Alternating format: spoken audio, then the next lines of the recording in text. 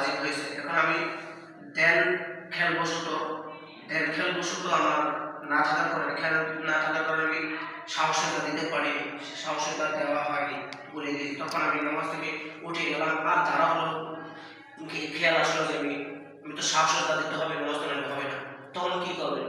তখন আপনি যদি মসজিদের ভিতরে থেকে থাকেন, কারোর সাথে কথা না বলে থাকেন বা জানাবাজি যদি থাকে থাকেন, এখন যদি আপনার মনে হয় আমি তো নামাজ পড়তে সাহসিকতা ওয়াজিব ছিল, সাহসিকতা দিতে পারিনি, তখন আপনি কি করবেন? যদি নামাজের সাথে থেকে উঠেও যান, কারোর সাথে কথা বলেন না, সুন্দর করবেন, ওটা না বলে মনে হয়েছে যে আমি তো নামাজের ফরজ নামাজের ভিতরে